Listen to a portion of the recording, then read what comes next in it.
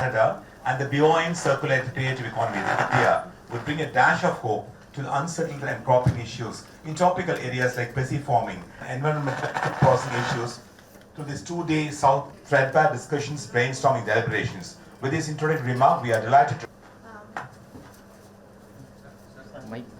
Madras. The foundation stone for the Agriculture College was laid in 1906. Honorable Governor of Madras Presidency, Sir Arthur Lawley, the 6th Baron Bedlock, opened the Agriculture College and Research Institute opened the new Freeman Building on 9th July 1926. During 1926, 40 new students were selected. Students were admitted to education programs leading to the college and research institute was affiliated to Madras University, leading to a new course with 3-year degree in agriculture. The BSc Agriculture emanated.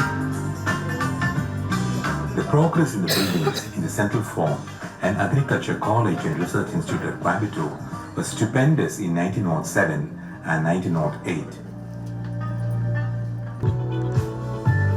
ICT networking for resource accessibility, Naval complex for testing, paperless digital examination, Wi-Fi connectivity, mechanized dining, snuggy hostels. TNAU had won the most coveted awards in FICCI, Sardar Vallabhbhai Patel, Green Initiative, and attained the numero uno status.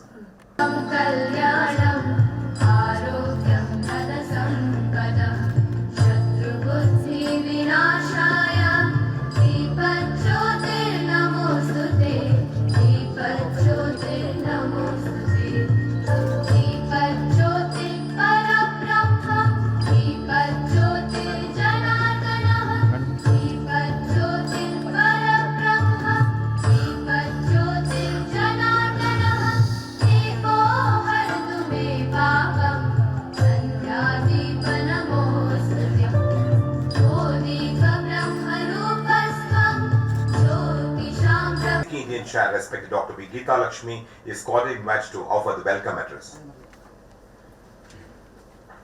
Thank you so much and warm good morning to all of you present here in this hall. Indeed, I am greatly pleased to welcome all the Canadian delegates and also the delegates who have travelled across India and my own university officers and the professors, everyone gathered here. Indeed, it's a very, very auspicious day for Tamil Nadu Agricultural University to host this Indo-Canadian SICCI program.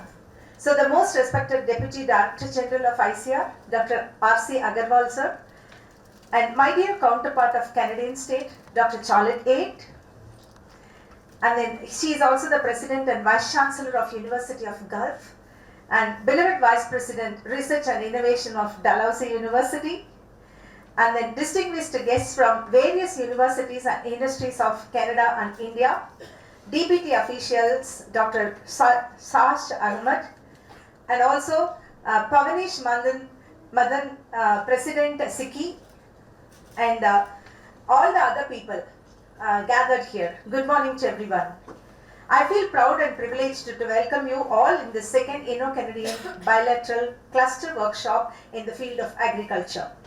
In this occasion, I would like to thank Dr. Prachi Kaul, who is actually instrumental in creating this workshop, along with Dr. Prithvi Raj, who coordinated from the Canadian side. My special thanks to both of you for organizing this great event in Tamil Nadu Agricultural University. Agriculture cooperation remains at the center of Indo-Canadian bilateral relations. India is importing pulses, timber, paper, and mining products. More than 600 Canadian companies have their presence in India, and several hundreds of Indian companies have their presence in Canada as well. A major focus on this 2 days Indo-Canadian bilateral cooperation workshop is to formulate strategies to help each other through vibrant relationship in trade, agri-food research and development. During these 2 days, it is planned to organize 2 thoughtful panel discussions one on agricultural education and skill development, and other on academy-industry collaboration for the new innovations in agriculture. During the panel discussions, new areas or avenues will be identified for strengthening educational, research and technology transfer between the two countries. Following this, concurrent discussions and brainstorming sessions are planned in 7 important thematic areas. The first one is precision and digital agriculture. Second one is crop science, improvement management and protection. Third one is food processing. Fourth one is organic agriculture and natural farming. Fourth one is soil health management, and then agri marketing and entrepreneurship, and finally animal husbandry and integrated farming system. I am sure these 7 concurrent sessions will come out with areas of mutual interest for possible collaboration between two countries. It is also planned to learn from private industries and Canadian experts on carbon farming and carbon credit services. This will help Indian scientists to initiate research on this new area. Overall deliberations during these 2 days will come out with tangible recommendations and clear roadmap for future collaboration between universities and industries from both the countries. At this juncture, I would like to recall the collaborations that we already had between the two countries. TNAU established a collaboration with several Canadian universities, including McGill University, Dalhousie University, University of Gulf, Agri-Food Canada, University of Calgary, University of Saskatchewan, University of Manitoba, etc., and initiated research in frontier areas. Tamil Nadu Agricultural University has contributed many people and scientists to Canada. For example, the head of Agri-Food Canada, Dr. Krishna Raj, is my own classmate, and he is doing so well, and we met him when we visited there. Through IDRC project, TNAU strengthened its capacity in nanotechnology and post-harvest processing. We successfully tested the efficacy of hexanol in extending the shelf life of fruits. More than 15 faculty members and students were trained in Canadian institutes through this project.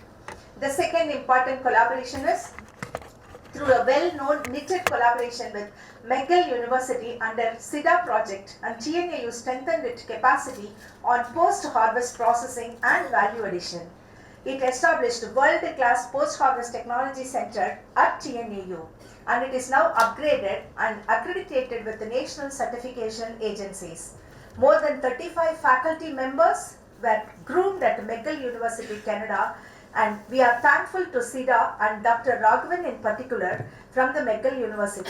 Our PACs, Canadian universities, were given priority while setting our students for skill development under ICER NAHEP IDP program.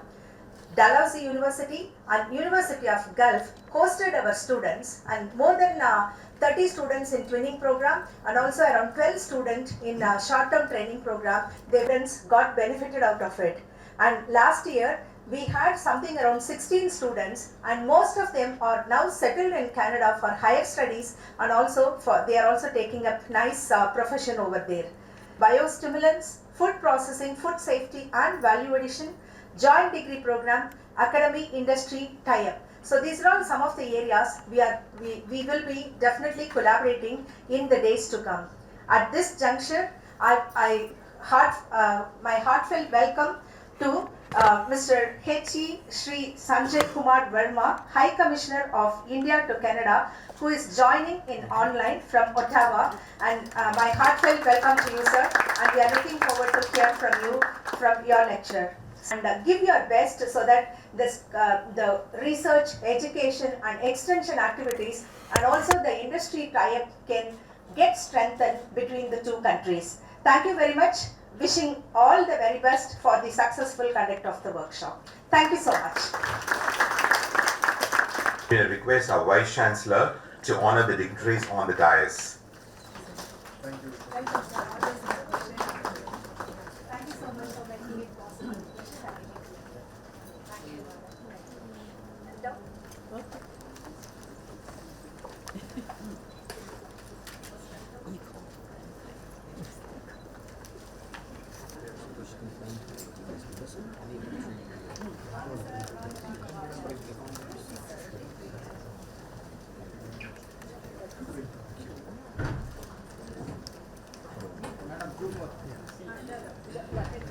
Namaskar and valued partner Tamil Nadu Agricultural University.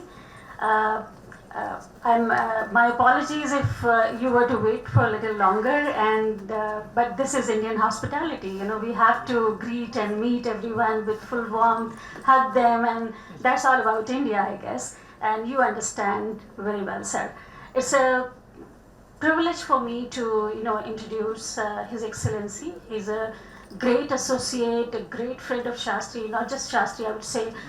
This bilateral corridor between India and Canada is nurturing, and we are having some difficult time, but people like him are going to navigate the businesses, and when I say businesses, education and research, one among the important areas of association that can bring back the glory, the friendship, and which was never lost. Is just that we are trying hard to restore the kind of affiliation we have built over the period of time. It's an honor to introduce him. It's very difficult to introduce people like him, but still I will try my bit reading his credentials. He was born in Patna, and he was he graduated from there, and then he continued his studies at IIT Delhi, prestigious institution of India, and he did his postgraduate degree in physics from IIT Delhi. High Commissioner Sanjay Kumar Verma ji entered into the Indian Foreign Services in 1988, and he was stationed at the commissions of India, at Hong Kong, and at the embassies of India in the People's Republic of China, Vietnam, and Turkey, before he served as the Consular General of India in Milan, Italy. He also served as the Indian Ambassador to the Republic of the Sudan. Following his tenure in Sudan, High Commissioner Verma served as Joint Secretary and later as Additional Secretary in the Ministry of External Affairs, New Delhi. Before joining in Canada, he has served as the ambassadors of India to Japan. I remember very well when he was appointed, I sent a mail to him when he was still serving in Japan as the ambassador, and very gracefully he wrote back saying that very first opportunity he would like to interact with the institution, Shastri Indo-Canadian Institute, because that's the linchpin of building relations between India and Canada. Thank you, sir, for your nice gesture shown at that time. Has conversational skills in Bengali as well. He's married to, his better half, known as Mrs. Gunjan Verma, and they have a son and a lovely daughter. He is, a great ally for not just Shastri Indo-Canadian Institute, as I said. Talking about India and relations, let me talk about four things: trade, technology, logistics, and innovation. The details of the trade were given by Vice Chancellor and Stevens, but let me just try to reinforce the whole thing. What we are saying is that Canadian exports to India are largely fitting into our middle cluster. Dental is something which is very important, and at the moment we are looking at dental as input for our consumption. Can we also look at dental as an input to the horticulture of protein, which will solve problems of malnutrition in India, particularly in the northern part of India. Some of the Canadian companies are doing it, the large ones, and they are planning to set up the plants to use metals to extract protein and then actually we are exporting from India in the agri cluster, this is our concern. And therefore we are going to high requirement of similar kind of South Asian food when that is a potential of exporting. Maybe to that, then as second, we will be required to give advisement to the industry. And my suggestion to contextualize that set of advice will be to introduce the index to the norms, to the standards.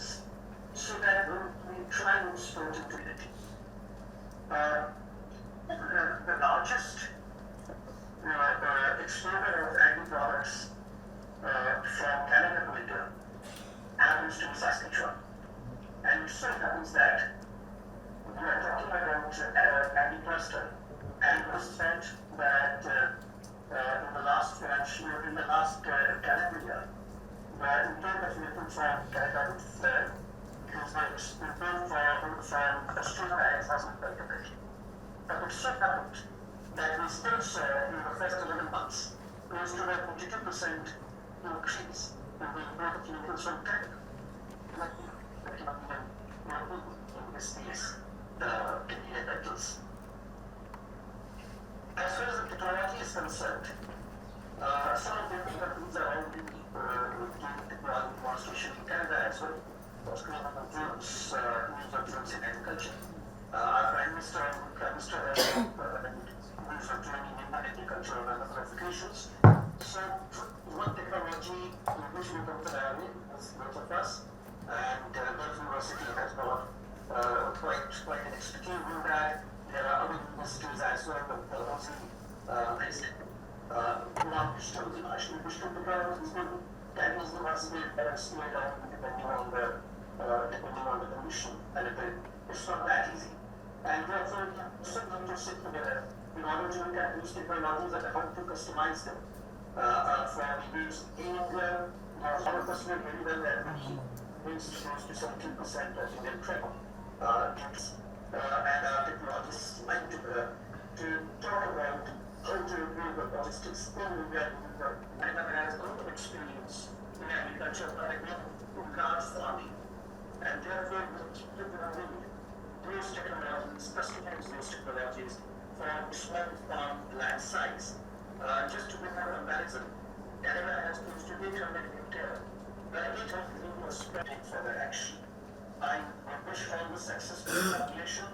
I want to say it through that in the line of defense, we are not to permanently sooner than light, and I wish to see the outcome better so that we can look at our own policies and planning with the outcome of new next level and see a brighter future for our two countries.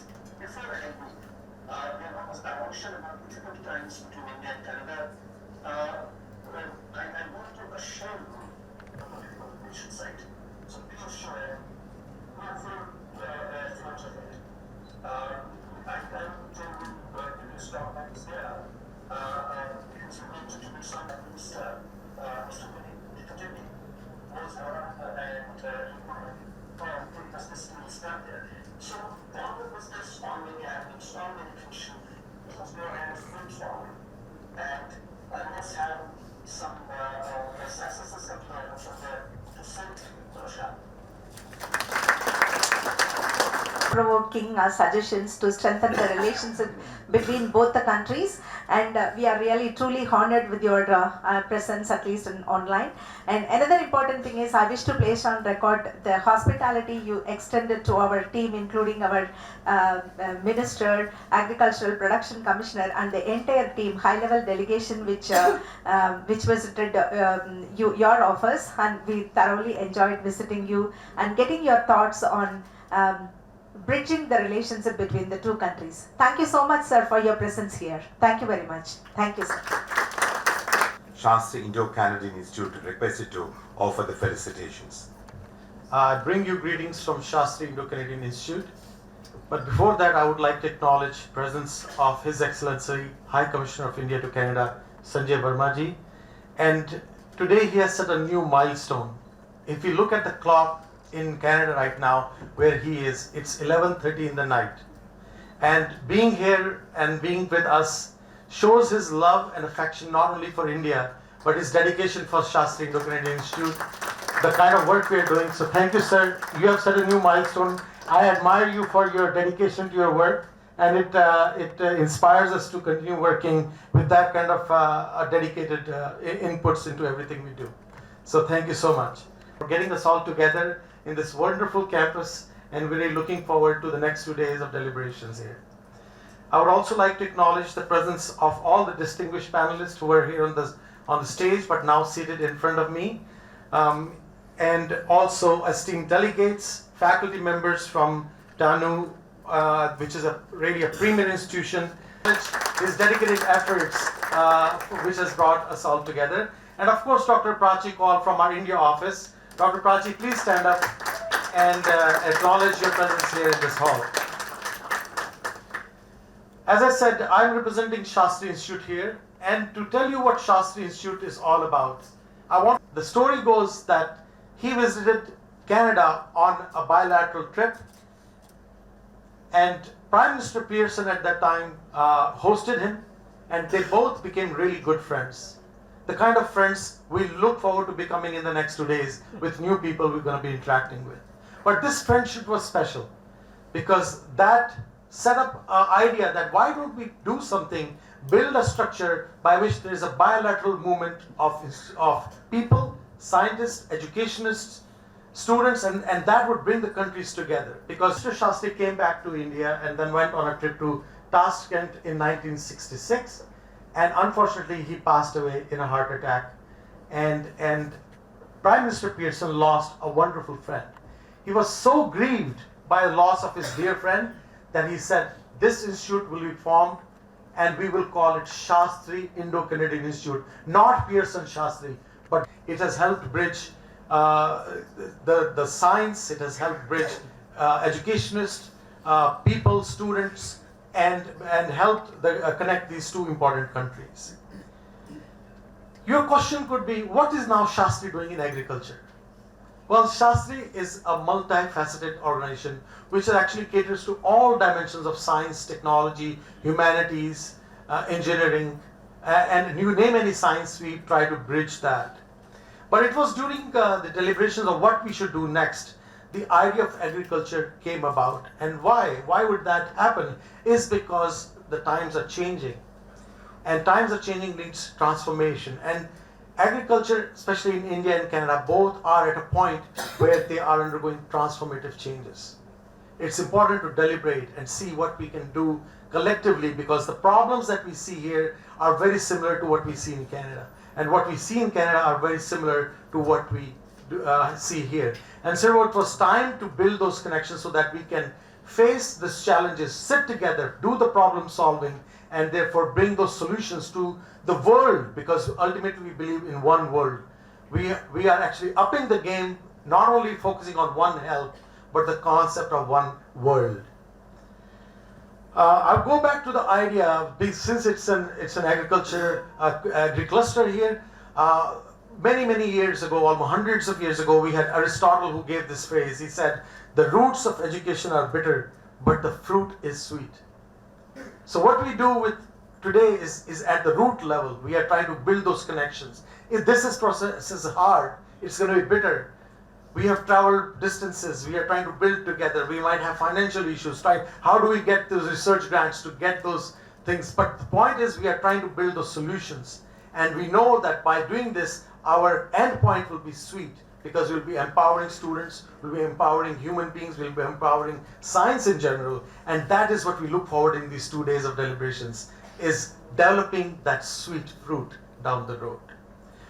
With that, I close my remarks, but I also want to tell you that I'm myself excited about contributing to the next 2 days of science. And with that, I thank everyone for being here, and thank you, Madam Geeta Lakshmi, once again for hosting us.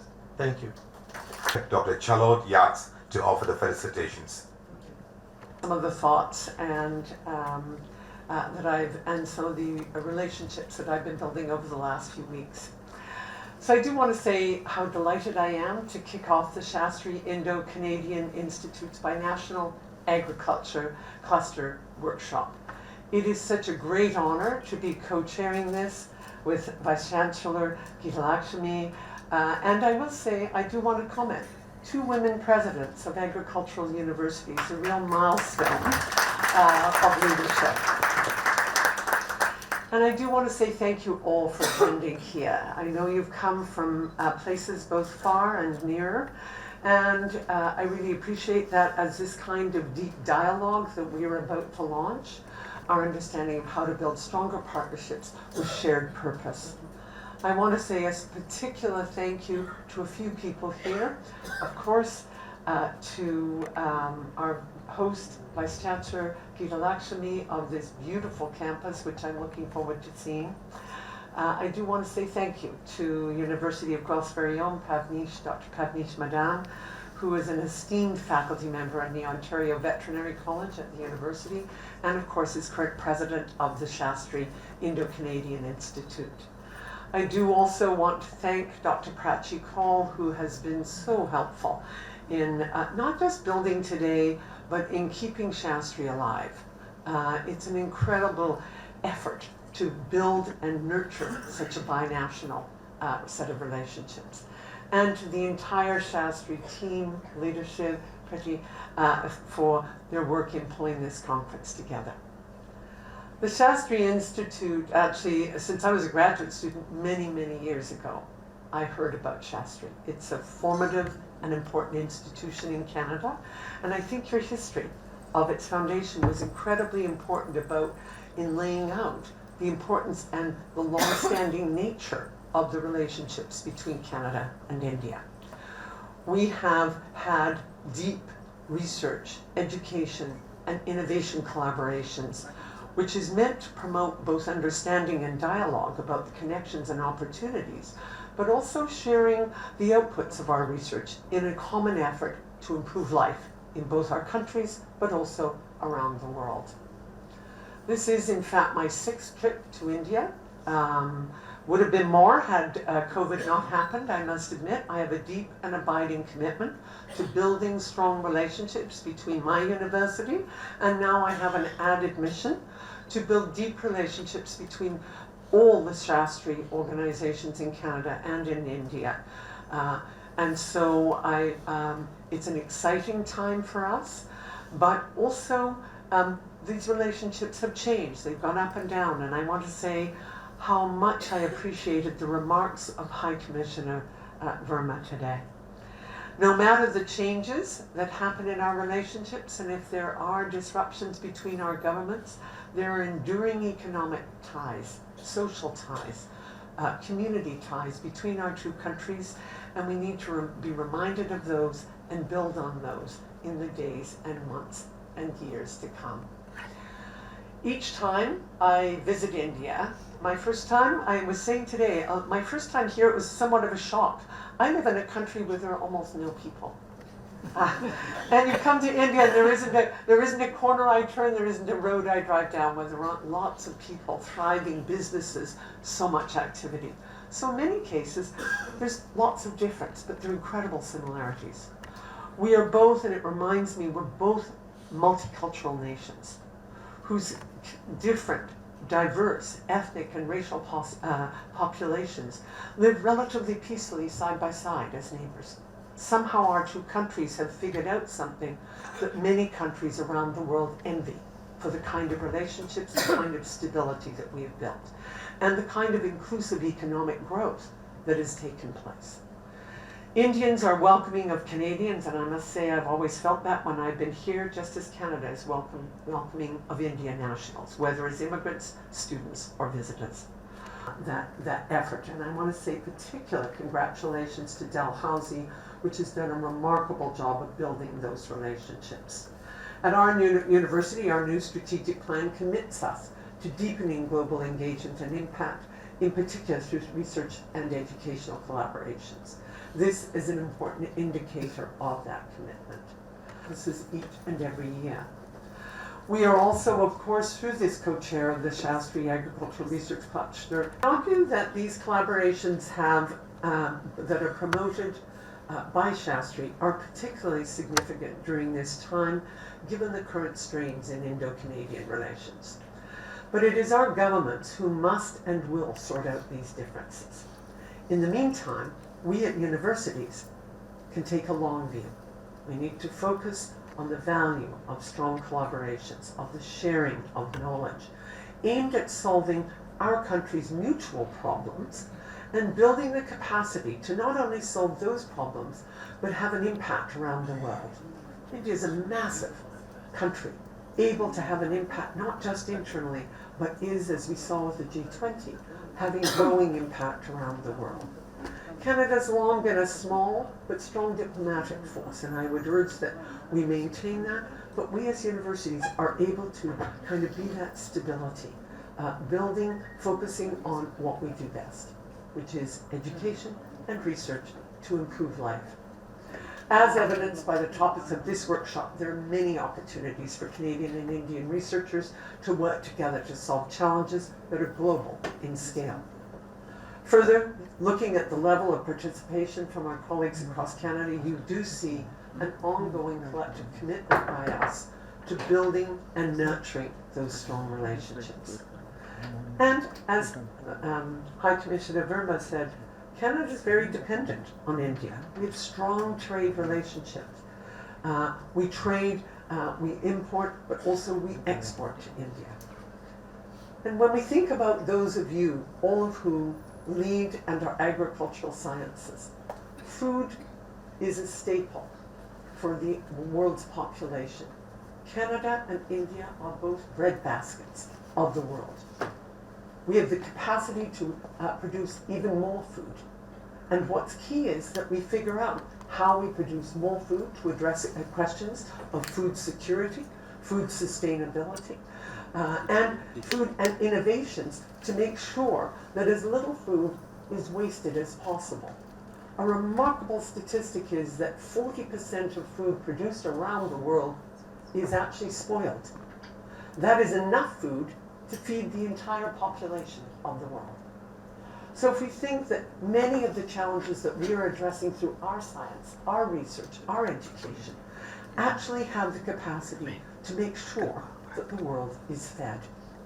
So I'm very, very keen for us to build on these partnerships and to build on your brilliance, your research, and of course the research of your students and your other colleagues. I do want to use a little bit of time for those of you who may find that Canada may be fairly new to you, or you may not know much about us, you may not have visited us. And I want to acknowledge my other Canadian schools of agriculture and agricultural sciences. And I would say Canada has strength in two particular areas of agriculture. The first is food, goes without saying, and yet with climate change, population growth, political conflict, the loss of biodiversity, and zoonotic disease, our capacity to produce and distribute food to feed the world is jeopardized.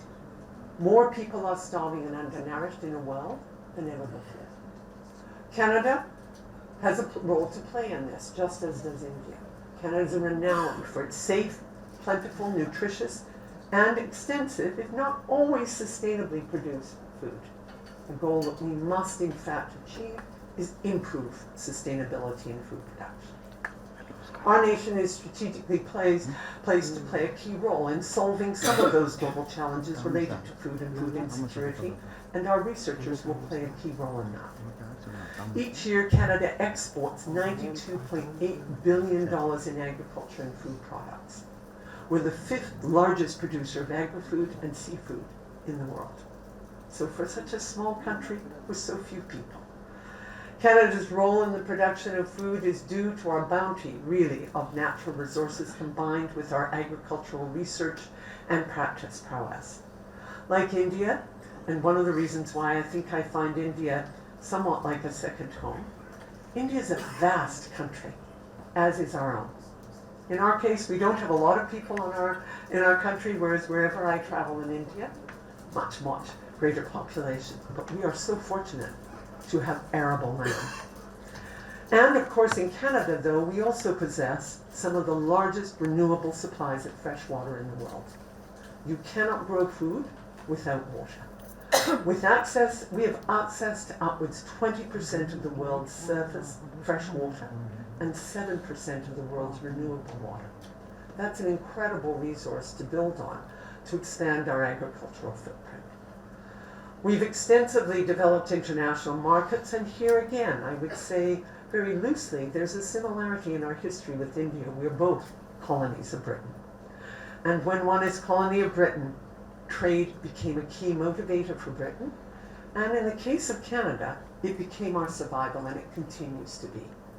Our trade with the world as a small nation is incredibly important. And therefore, Trade in food, trade in manufactured products, trade in resources, natural resources are critical. And India, of course, we have a strong trading relationship in food. Many of the crops, pulses, cereal grains, for example, we grow, as well as, not meat to India, we do transport and trade around the world. We are by a graduate of the Punjab Agricultural University. So again, those deep, deep ties between our two countries. Applied to food production and processing around the world.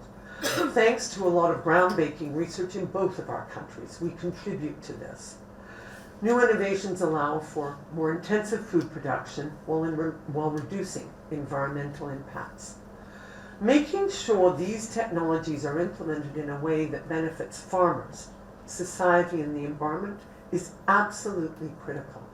And this means it's important for all of us to build those relationships between government partners, industry, farmers, and more, so that we mobilize our knowledge and make sure it gets into the hands of those people who need it most. We've often been, at least in Canada, we're often, what happens to our technology at the universities? Often it stays within the university. In the case of agricultural technology, one of our primary roles is to make sure it gets into the hands of those who need it most. So we are working across our academic institutions in Canada, but across internationally, to make sure that we support ag tech innovation, entrepreneurship, that we advise our governments on new policies needed for an ever-changing, rapidly changing agriculture, and of course, we have a special responsibility to educate the next generation. In short, food and agriculture matter a lot, not just to us, not just to your institutions, but we hold a cherished space for the world in terms of addressing issues of food security and adequate food for the rest of the world.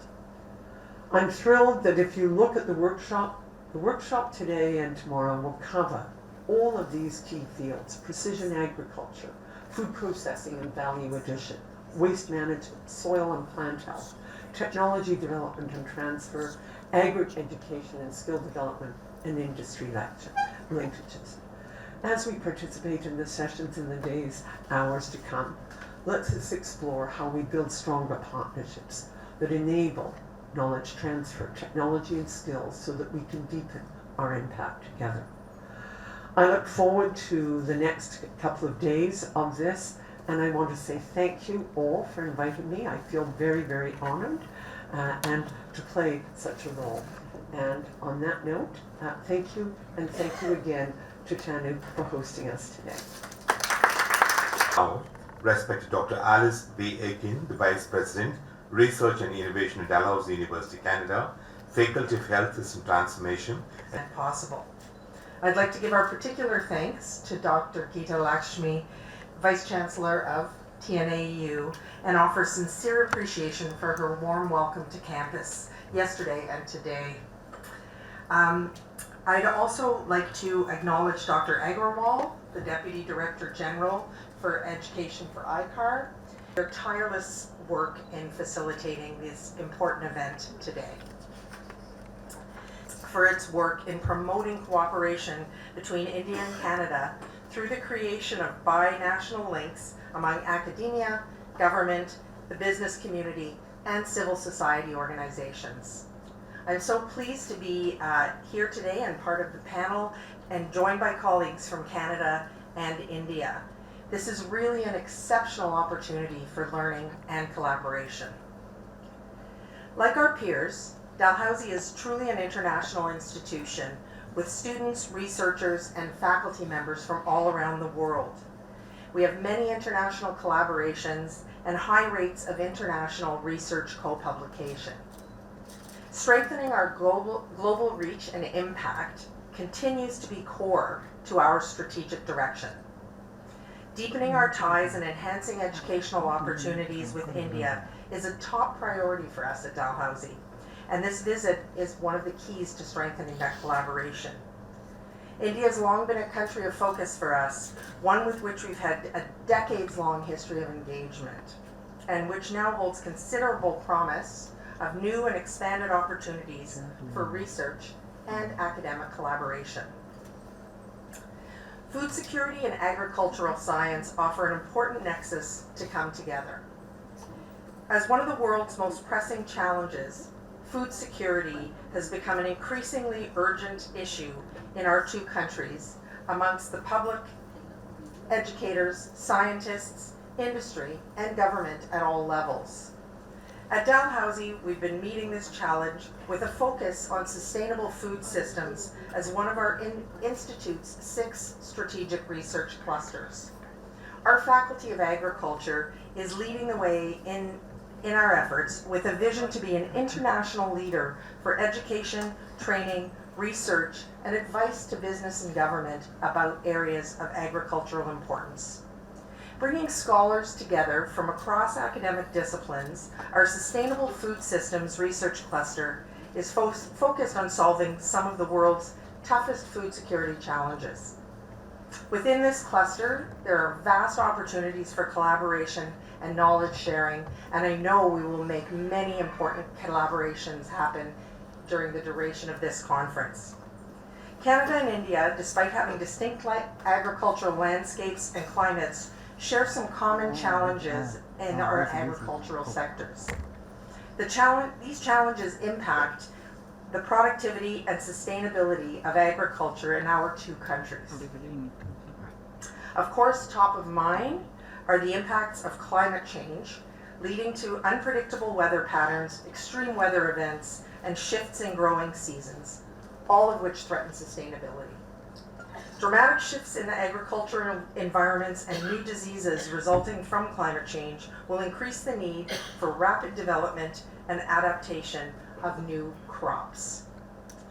There are several areas where Dalhousie has leading research. I'd like to highlight just a couple, and I'd like to note that we have with us 7 of our researchers, our Associate Dean Research, our Dean of the Faculty of Agriculture, Dr. Gayfu Wang-Pruski, and of course, Dr. Preeti Viraj.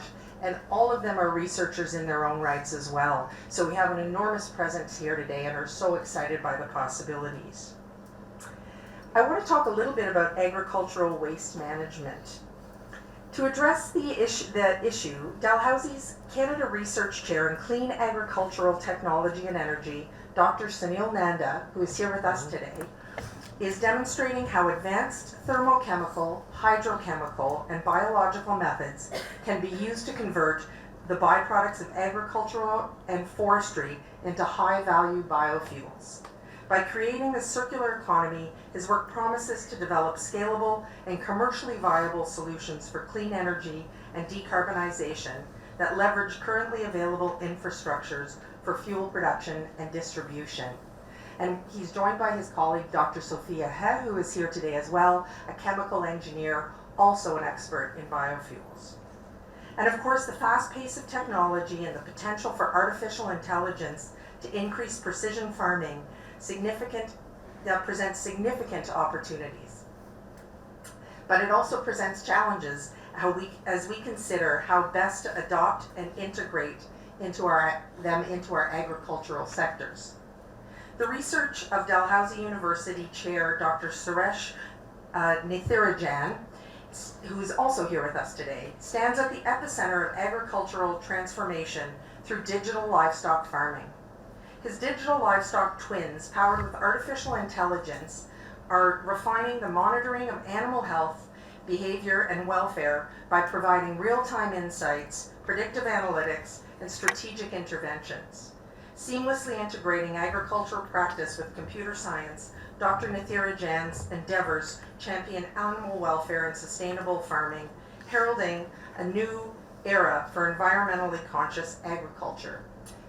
He is joined here by Dr. Gurpreet Singh, who is also an expert in solar energy, and he'll be joined by Dr. Ahmed Al-Malali, who is another expert in digital and precision farming.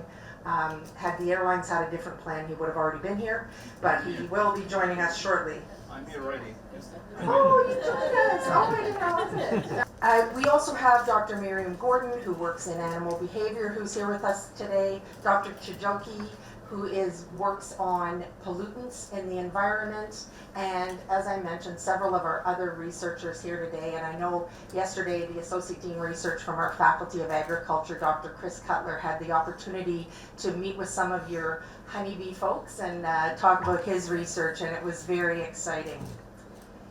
Within our Sustainable Food Systems research cluster, our researchers are making groundbreaking discoveries in food and farming technology, sustainable agriculture production systems, sustainable fisheries and aquaculture, food safety and nutritional quality, food policy, access and distribution, the social dimensions of food system sustainability, as well in digital, precision, and smart agriculture, equipped to address them. And I'm so pleased that this process is already underway. Our partnership with TNAU is particularly long-standing and multifaceted. Partnership started through the former Nova Scotia Agricultural College, who joined Dalhousie as the Faculty of Agriculture in 2012. Delighted to have welcomed over 50 TNAU students to Dalhousie through our joint academic programs. We also hosted 21 agricultural students for a semester exchange in the autumn of 2023 with support from the Indian Council of Agricultural Research, and I understand another conference will be happening again this year. Together, these programs are the first of their type in agriculture to be shared between Indian and Canadian post-secondary institutions. We look forward to discussing how we can continue to support these partnership activities and our shared commitment to promote student and faculty mobility. In particular, we look forward to discussing the possibilities presented by increasing the number of our students in our joint doctoral program.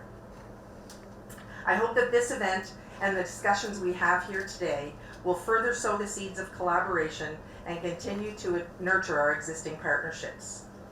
We also hope that we will have the honor of repaying your generosity and welcoming you to Dalhousie in the months and years ahead. I look forward to today's discussion. Thank you so much. Education of Indian Council of Agricultural Research, New Delhi, the Fellow of Indian Society of Plant Genetic Resources, the Society of Community Mobilization for Sustainable Development, and the Dynamic Vice Chancellor of this great university, Dr. Geeta Lakshmi, my foreign colleagues.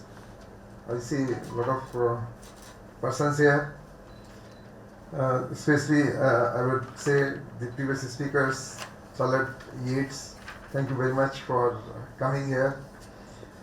Pavneesh Madanji, thank you very much. Honorable Indian High Commissioner Sanjay Verma ji, who gave a lot of ideas for this possible collaborations, such as Dr. Sahu and a lot of colleagues for organizing this.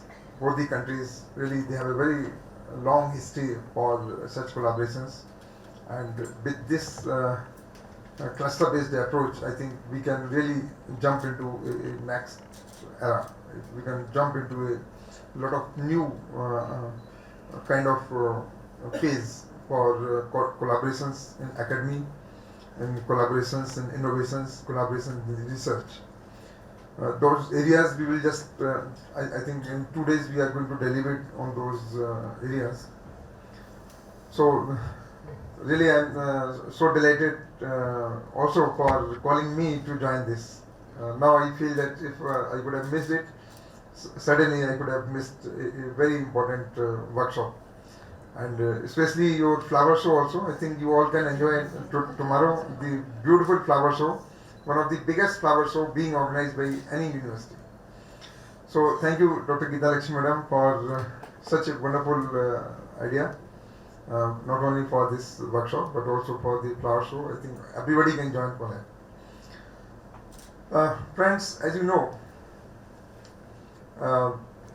the education. We are dealing with the agriculture education. We have 77 agriculture universities in India, and we feel that education is not for the life, but the education is the life itself. Keeping that thing in view, and also we feel that for the education, this is our view, that we have to make the student think. Not we have to teach everything, but until unless the students start thinking, they cannot grow. Keeping these things in view, I think ICR has taken a lot of initiatives, and one of the biggest initiative was National Aggregate Higher Education Project, under which around 2,000 students were deputed to more than 50 countries, and a large number of students were sent to Canada. I think in all the universities. But as you will agree, I think more than 6-7 universities in Canada, the students, Indian students, have visited. And when I visited last time, maybe last year, I could go to 4 universities, and I could interact with the students there. So it was really a new vision we could see in the students. To keep that momentum going, I think this particular meeting is again going to be very helpful. We have Netaji Subhash International Fellowship, and one of the beneficiaries is sitting here. Where is he? Such kind of fellowship every year, around more than 30 fellowships we give, and that is again a very good way of deputing our students, our scientists to various countries, so universities. I think that's again a very good opportunity for all of us. Now, the areas which we could see, we have a lot of areas in which we can really collaborate. Last time when we went, I think this was the digital agriculture, precision agriculture, and under which we could see a lot of opportunities with these Canadian universities. We can really collaborate in both academics and research. India is also going in a big way for this digital agriculture. So in the same way, our other universities are also going for this artificial intelligence, because what we believe is we cannot meet the food demand until unless we shift for the science, technology and innovations in times to come. My previous speakers, they just told that we have food surplus, both the countries, India and Canada. But still, she told that 40% food is wasted. We have food surplus, but still you see how many deaths are there because of the malnutrition, because of the hidden hunger. So those are the areas in which we need to tap. We really need to see why only 2% food is processed in India. Why not more food? So these young minds, we say that India is the country of the young minds. So if India is a country of the young minds, then we have to properly use these young minds. We have to attract the talented students towards the agriculture education, and really tell them that what are the challenges in the future. They have to see a big dream. They have to see that, okay, these are the researchable areas in which we need to focus, in which we really need to do the research. And I'll just tell you, if you see the Angel's Law, okay? The Angel's Law says that the proportion of the food expenditure declines in the household budget with the increase in the income. So, and that income is increasing. So, if the income is increasing, the same proportion is not spent on the food. But what is the expenditure then? Then we have to see. And if you see the another law of the Bennett, it says that rising income people, once the income rises, then they consume relatively less starchy staples and shift to the other kind of foods, more nutritive foods. So we have to see the demand of the food. We have to see that how really we can go for more research in the biofortified crops, so that it's not only the staple that we keep on increasing the staple food. Again, you see, I was reading a statistics, and it says that by 2047, we are going to add 1 billion more people in the category of the middle class. So that means the income levels will rise in there. So once, if you see both the laws, if the income will rise, then the demand of the food, not exactly the cereals, but diversified food. We have to see the different kind of nutritive foods, food processing, and many kind of things to stop the food losses. So all those areas, I think both the countries can really collaborate for mutual benefits, and can really go ahead with a lot of collaborative research programs, training the students, dual degree programs, sandwich programs, intensives, faculty exchange, adjunct faculty. There are many areas in which we can really collaborate, and we are open for any such kind of collaborations. I'm in touch with Dr. Raz for this. We can really have some MOU also for signing of such kind of collaborations. We are in the process of submitting a new project to the World Bank. This NAHEP is over now on 31st of December, and that project is focusing on the climate smart agriculture, where we are going to integrate the research, education and extension, all three activities. And there again we are keeping a very substantial component of the capacity building program. So I think again we can just think for this, because NAHEP, I was the national head of this NAHEP program, and I want to congratulate again Dr. Geeta Lakshmi, to you and all my vice chancellor. I can see from the US Dharwad also vice chancellor, my vice chancellor. I can see a lot of our other, from Gwalior I can see some persons here. So the NAHEP project, I received a letter from the World Bank about 2 months back, and they have rated this project as one of the best performing projects across the world. The country director has written a letter to the Ministry of Finance that congratulations for overachieving all the targets, not achieving, overachieving all the targets. So this is because of the dedication of all our vice chancellors, the dedication of all the PIs. So in the same way, because now the performance was very good, so they are really interested to give the new project, the new phase of the project, and that will again really give us a new direction. I think you all will agree that our students who have been trained abroad, in Canada and many other countries, they have now the new vision. They think something different which they were not thinking earlier. So that is what our investment will give returns, not immediate returns, maybe after 5 years, 10 years. And many people just ask me that you spend $165 million for this NAHEP project. What is the output for this? I told output you will just see after 5 years, 10 years, not immediately, not today itself. And that really I am sure, I can promise that after 5-10 years, some of those, even if we can produce one Swaminathan out of that investment, one Curian out of that investment, I think our investment is worth. So I mean, we implement those ideas. So we have to really go in the implementation phase, like Dr. Geeta Lakshmi. So whatever we say, immediately she says, yes, it will be done, it will be implemented. So that is the way that we have to really move forward. Our all vice chancellors, they are really ready to move forward, and we look forward for very fruitful collaborations, and we are open for any kind of discussion for not only for TNAU, even if you want to extend anything beyond this at the national level, we are there to support, we are there to help. Waiting too. Yes. So discussion. Thank you.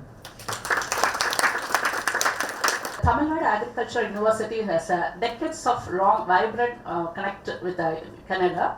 On this juncture, I am very happily extend on the behalf of the organizing committee to His Excellency, the High Commissioner of India, who greeted us on online, which elevated the entire status of our workshop to a higher level and truly merits as international. And also I'd like to thank the Deputy Director of Agriculture Education, Dr. Agarwal ji, who is always with us for many of our occasions as well, and he is for his thought-provoking inaugural address. And thank you so much, sir, for all the supports you are rendering to us, and also you are the pillar of strength for our institutional development. Heartfelt thanks to you, sir. And our Madam Vice Chancellor, Dr. Geeta Lakshmi, who has put the agricultural meteorological research in the world of map very prominently by spreading her wings, research wings, to all the 5 continents of the world. And she is very diligent and always she radiates positivity, and so also for supporting and guiding this workshop, which is unparalleled. And thank you so much, madam, for all your supporting her letter for this workshop. And similarly, we are very proud to have among us Dr. Charles H. He is a president and vice chancellor of University of Gulf, which is called as a U of G, with a 3 straight party, a Capricornia, which means a symbol of agriculture. And throughout her career of her, she has championed for the downtrodden and indigenous people, and she used to strongly believe that the agriculture and education alone can uplift the women folks among the other people. Madam, your dream of making the women empowerment has become a true. Today, if you see the dignitaries, the women dignitaries, they are present here in the entire hall. Thank you so much, madam, for your insight. And my royal salute to Alice Akin for your role as an honorary, he's a captain in Navy of Canada. She has first navigated the ship, and also she's worked in the Army, the Canadian Army for 14 years. Probably all her efforts and knowledge and all her policy making has channelized her towards the Dalhousie University as a vice president of research and innovation, which I could sense from the presentation she made yesterday. Thank you so much, madam, for heading a Canadian team to TNAU for this workshop. Thank you so much. And I'd like to thank Dr. Pavish Madan sir, who is the elect president of the Shastri Indo-Canadian Institute, who has had a lot of initiative after he became a president, which I could sense by going through his executive committee meeting, which you recently conducted in New Delhi, and he is a very strong advocate of the bilateral relationship in higher education Indo-Canadian corridor. And I have a long era of association with her, and I feel as in one of our university officers is sitting in New Delhi on the behalf of TNAU. So such a connect. She warmly gives all her support for our exchange program, and really I take this opportunity to thank you, Director, as well as the President, for choosing TNAU for conducting your bilateral agri-cluster workshop. Similarly, I wish to thank and appreciate all the effort that is rendered by Dr. Prithviraj Balakrishnan, the Vice President of Global Relationship of Dalhousie University, and Dr. Ravindran Muttaya, the Director of Research of Tamil Nadu Agriculture University, who has architected the entire program, all the technical program and panel discussion. Of course, that was architectured and orchestrated by our guidance of our Vice Chancellor, Madam. Thank you so much for both of you. And also I extend my warm thanks for all the university officers, head of the departments, vice chancellors, directors, and a lot of industrial delegates who was participants in the workshop. And my heartfelt thanks to all my staffs, students of Central Students Welfare, and all the committee members and chairmen who have worked beyond their comforts. So thanks a lot to every one of you. And also I thank the entire dignified and renowned scientists who have come from the land of maple syrup, and also my own motherland, who has gathered together to exchange our knowledge and take our association further for a newer heights. Thank you very much for the opportunity given. I take this opportunity to thank the President and Director of Shastri Indian Institute, and also my Vice Chancellor, who gave an opportunity for the opportunity given to conduct this workshop here. Thank you so much, ma'am, and thank you. Thank you, sir. We are looking forward to collaborate deeply with you, with your office, and with the support of two chairs you are sitting in between. I'm sure these two wonderful women will impress upon so much that you will have no option but to bring back that little pot of money that can create wonders. To offer this token to Professor Geeta Lakshmi. Thank you. And she is Vice President Research of Appreciation, Token of Appreciation to Dr. Charlotte Yates.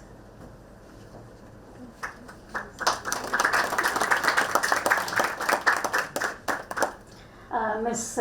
Aldeen, Mahmouda Aldeen, colleague from Canada office of Shastri Indo-Canadian Institute, to hand over this to a person who was behind organizing everything, that is dear Dr. Maragat, and we call her Maggie.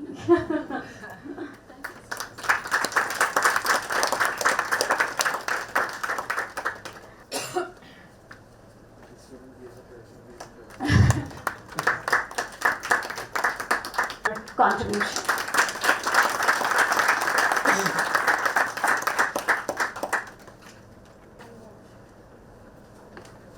I also This forum. Thank you.